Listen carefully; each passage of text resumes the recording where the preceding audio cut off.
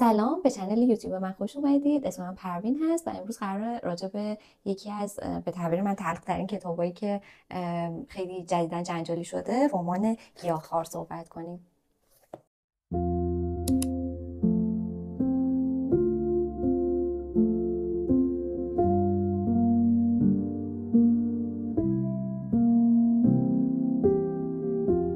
اول از همه بریم سراغ معرفی خود نویسنده.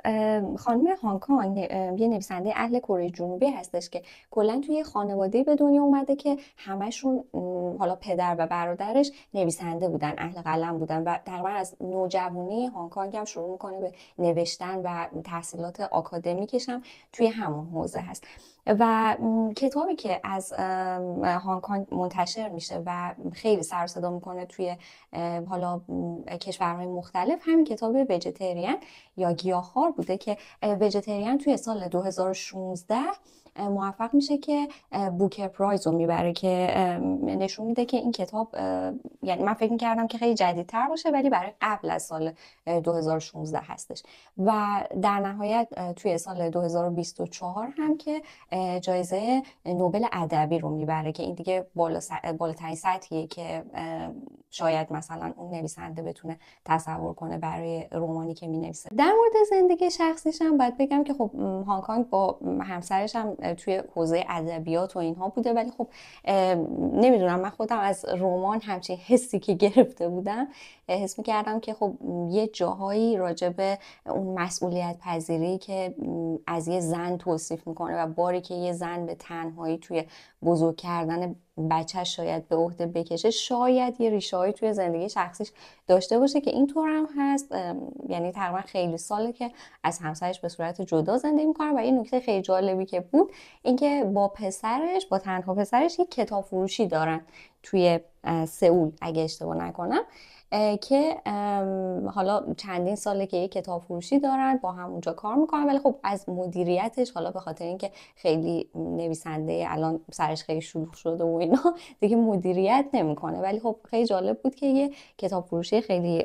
باحال رو توی سئول با هم دیگه اداره میکنن. یه سوالی که خیلی خیلی ممکنه پیش بیاد اینه که مردم براشون جالب میشه بعد از خوندن کتاب که آیا خود نویسنده هم گیاهخواره، و من رفتم اینو سرچ کردم و دیدم که نه، خود خانم هان گیاهخوار نیست و این گیاهخوار بودن رو در واقع به عنوان یه نمادی اومده استفاده کرده که نماد اینکه آدم وقتی میخواد توی زندگیش تغییر بده و با روتینای جامعه میخواد مبارزه کنه، در واقع اومده از این گیاهخوار بودن استفاده کرد و به خاطر اینکه تاثیرات خیلی خیلی عمیقی داره از طبیعت میگیره و داره قدر ناشناسی ما رو نسبت به طبیعت میخواد توی این داستان خیلی زیاد و پررنگ اشاره بکنه، در واقع یه شخصیت گیاهخوار بهترین گزینه هستش که بیاد اون داستانش رو به اون شکلی که میخواد بیاد روایت بکنه. موضوع کتاب در رابطه با خشونت هست و آسیب‌هایی که کلا خشونت به جا میذاره. توی کتاب به دو نوع خشونت اشاره شده. یکی این که خشونتی که آدم‌ها نسبت به همدیگه انجام میدن، مثلا اون اتفاقاتی که بین شخصیت اصلی داستان، برادرش، همسرش، پدرش و اینا اتفاق میفته و آثار خشونتی که از کودکیش دیده و حالا منجر به اتفاقات و روانپریشی‌های توی زندگی حال حاضر شده و همینطور خشونتی که ما نسبت به حیوانات انجام میدیم که این خیلی خیلی جالب بود و من نمیدونم چند تا کتاب دیگه هست که توش به خشونت علیه حیوانات اعتراض میکنه و توی این کتاب هست و خیلی به شکل جالبی مطرح شده. حالا من توی اون قسمتی که میام خلاصه داستان رو توضیح میدم حتما به یکی از روایت هایی که میشه اشاره میکنم. نقطه پررنگ دیگه ای هم که داخل کتاب مطرح میشه روابط ابیوسیو هستش و این حالا این رو میاد این شکلی باز میکنه که مهم نیست که حتی شما با یه فردی ازدواج بکنی، وقتی که به اون شکلی باید اون رفتاره توی اون قالب عاشقانش در واقع انجام نمیشه، اون حالت ابیوز رو داره و رنجا رو خیلی قشنگ در واقع به تصویر میکشه. این ترجمه که من از کتاب گیاهخوار دارم برای خانم مهلا سادات عربه که راستش رو بخواید من زیاد از ترجمه این کتاب لذت نبردم. یعنی حس میکنم که باید قطعا یه ورژن بهتری برای ترجمه این کتاب وجود داشته باشه مطمئنم. یعنی حالا احتمالاً توش خیلی بهتر تونستن داستان رو روایت بکنن، ولی کلا با همین کتاب هم میشه اون مغز اون جریانات رو متوجه بشی. ولی برای من حس میکنم که جا داشت که یه ترجمه بهتری رو بخونم. بعضی وقتا مثلا حالا ما کتابای مختلف رو که برمیداریم، کتابایی که فارسی نیستن، این سوال برام مطرح میشه که مثلا کدوم ترجمهش رو بگیرم مثلا بهتره. و من اون چیزی که شخصا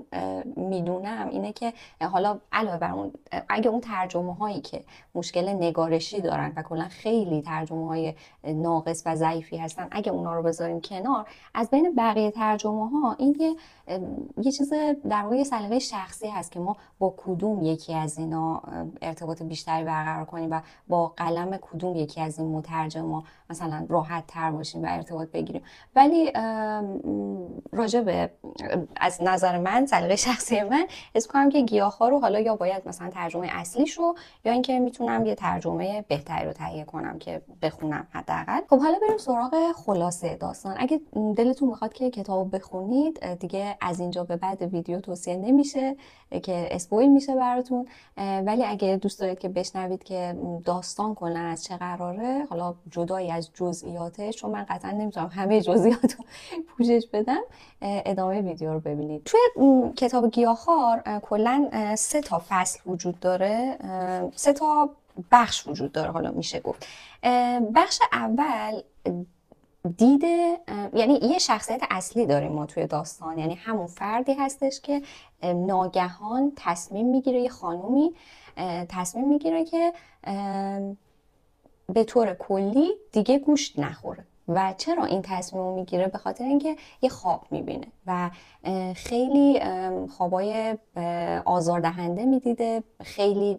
حتی میزان خوابش کم شده بوده و علائم اسکیزوفرنی سراغش اومده بوده، توهمات خیلی شدید، و به خاطر اون حسی که درون خودش داشته و حس سنگینی داشته توی بدن خودش، تصمیم میگیره که دیگه گوشت نخوره. و قسمت اول داستان از دید همسر این خانم هست. یعنی همسرش میاد توضیح میده که ما چجوری ازدواج کردیم، چجوری آشنا شدیم و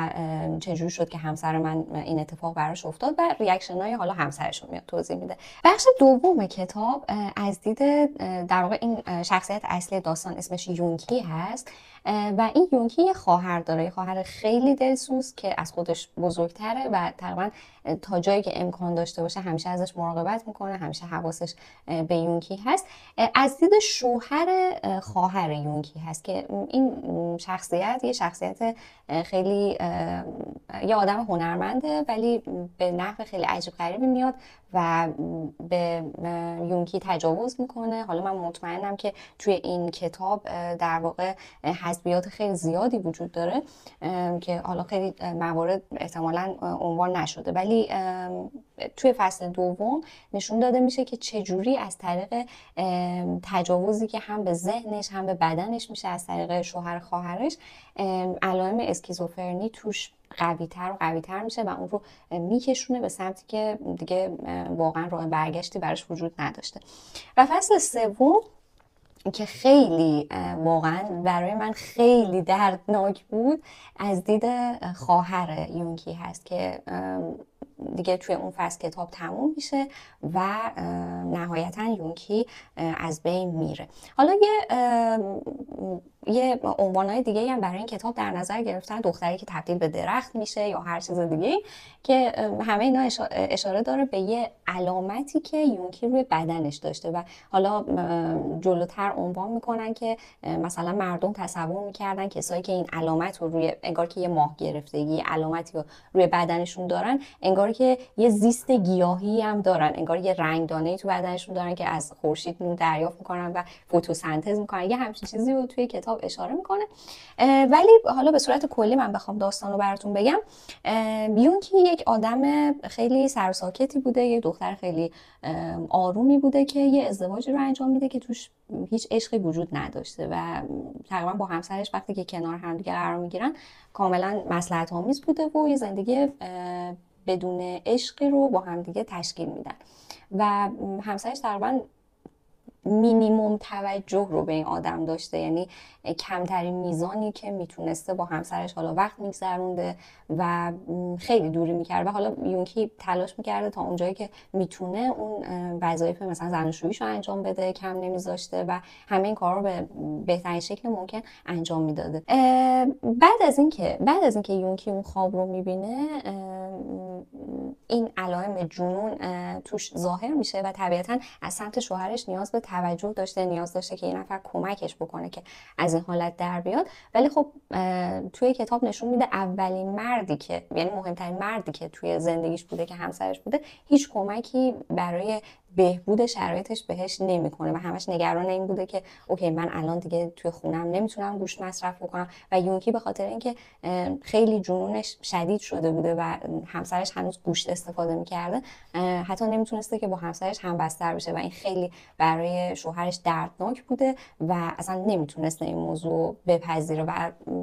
تا جایی پیش میره که شوهر یونکی با خانواده‌اش تماس میگیره و میگه که این اتفاق برای همسر من افتاده و من حس میکنم که دیوونه شده و عقلش رو کلا از دست داده. یه مهمونی ترتیب میدن که یونکی رو مجبور کنن، خانواده‌اش در واقع مهمونی ترتیب میدن که یونکی رو مجبور کنن که گوشت بخوره، چون به شدت لاغر و ضعیف میشه و تقریبا داشته از بین میرفته، خیلی لاغر میشه. و دومین شخصیت مردی که توی کتاب مطرح میشه و خیلی خیلی شخصیت آسیب زننده‌ای بوده به یونکی، پدرش بوده که از کودکی حالا خیلی به شدت هم خودش و هم خواهرش و هم برادرش و همه اینا رو کتک میزده و حالت اون چی میگن پدر سالاری خیلی شدیدی توی خانواده حاکم بوده و خیلی آزار و اذیت زیادی به اینا میرسونده. وقتی که توی خونه توی اون مهمونی خانوادگی همگی کنار همدیگه جمع میشن،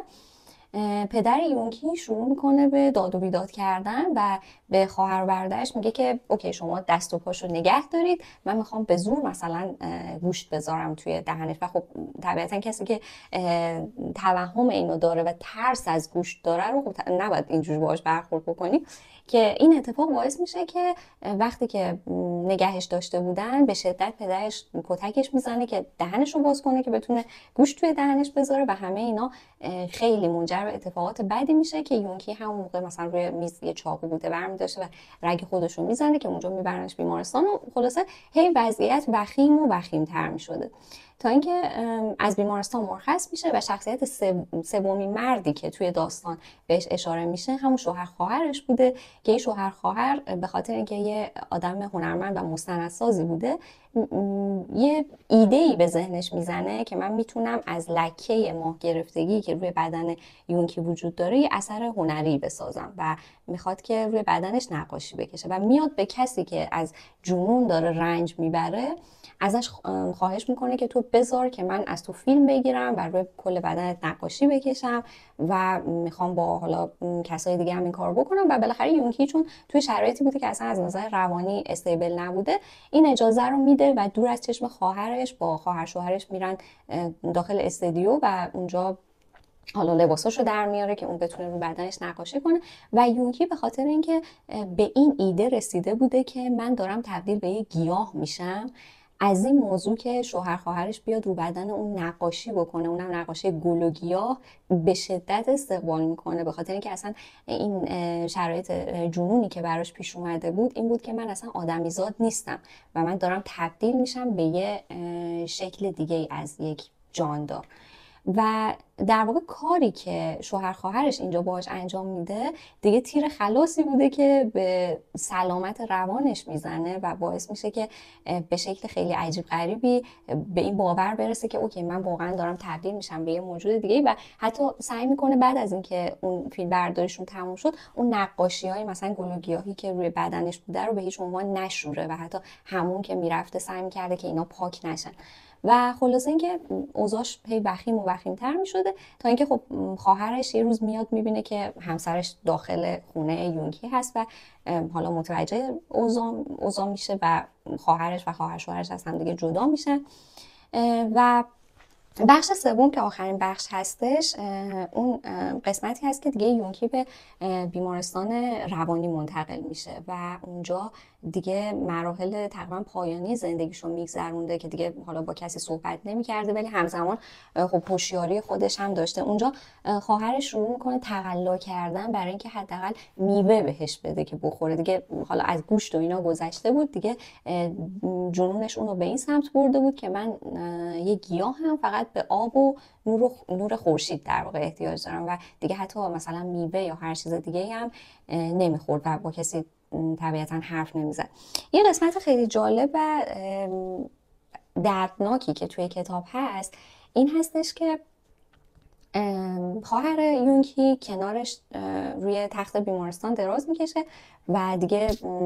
تلاشاش میدیده که به هیچ نتیجه‌ای داره نمیرسه و هیچ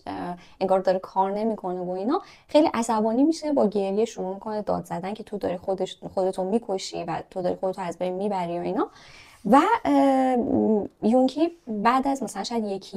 1-2 ماه شروع میکنه حرف زدن و میگه که مگه مرگ چه اشکالی داره، مگه مرگ چیز بدیه. و اونجا خواهرش یه فلش بک میزنه به اتفاقی که توی بچگی برای هر دوشون افتاده بود، اینکه یه بار یونگهی و خواهر بزرگترش توی جنگل گم میشن و هوا داشته تاریک میشده و خواهر بزرگترش دست باچه میشه، میگه که اوکی ما باید هر چه زودتر برگردیم خونه، باید راهمون رو پیدا کنیم و اینا. ولی اونجا یونگهی به خواهرش یه جمله میگه که به نظرم شاید نقطه عطف کتاب باشه. اونم این که برمیگرده بهش میگه که میشه برنگردیم خونه، که به نظرم خیلی نشون میده که چقدر توی اون خونه آسیب بهش وارد میشده و چقدر توی خونه حالش خوب نبوده و چقدر از سمت پدرش آسیبایی داشته میدیده که حتی اون شدت آسیبایی که از سمت پدرش میدیده به خاطر همه اون حالا کتکایی که میخورده، آسیبای جسمی که میدیده، از خواهرش هم حتی شدیدتر بوده، چون خواهر بزرگترش اغلب توی یه سری کارهایی به پدرش کمک میکرده که باعث میشده اون تنشا بینشون کم رنگتر میشده، ولی خب یونگهی آسیب خیلی بیشتری توی رابطه با پدرش دیده بوده. و توی کتاب راجبه یه بخشی که حالا به حقوق حیوانات و اینا اشاره میکنه، به یه رسمی توی کره میاد،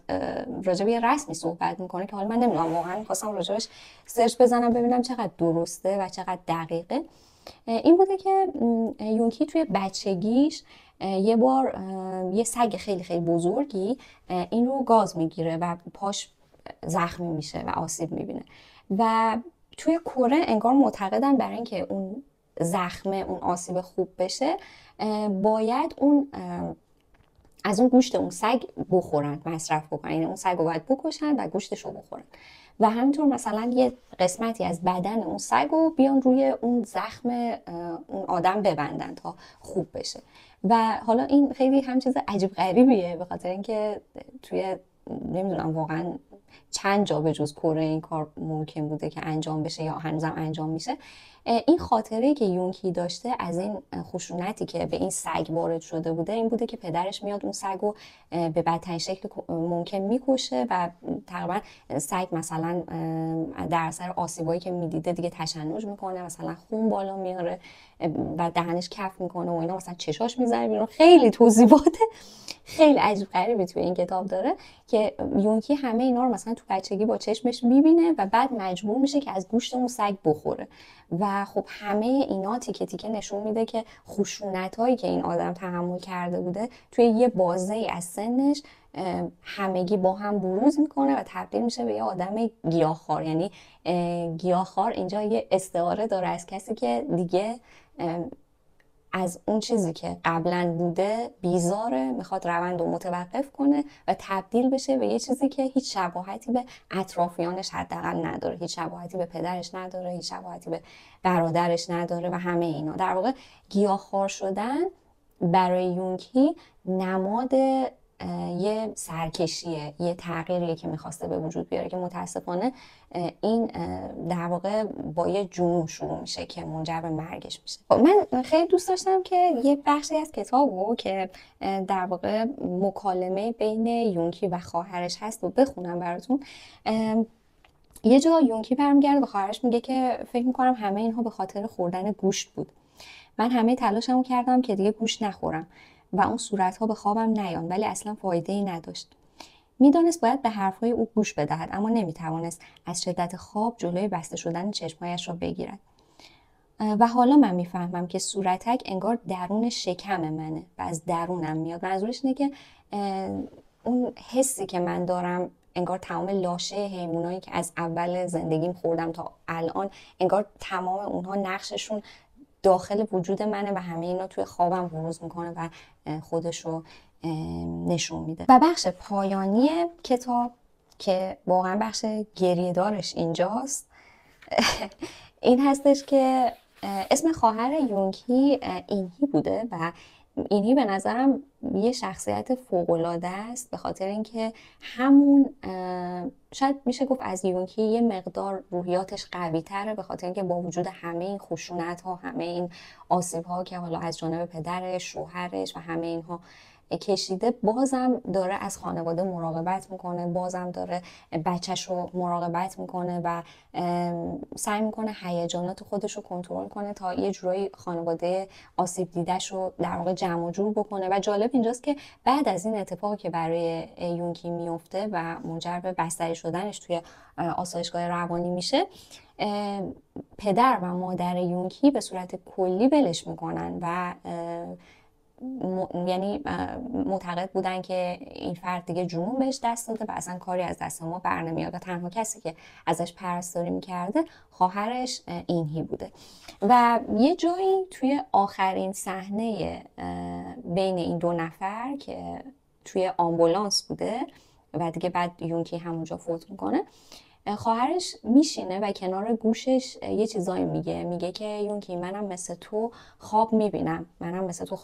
که هر شب از چشمام داره خون میباره و منم خیلی اذیتم، ولی یه جایی از خواب بیدار میشم، یه جایی خودم رو مجبور میکنم که برگردم. و یه جورایی انگار با این درخواستش از یونگهی میخواد که اونم همین کار رو بکنه، ولی خب یونگهی دیگه به مرحله از جنون رسیده بوده که برگشت پذیر نبوده و اونجاست که یونگهی فوت میکنه و چون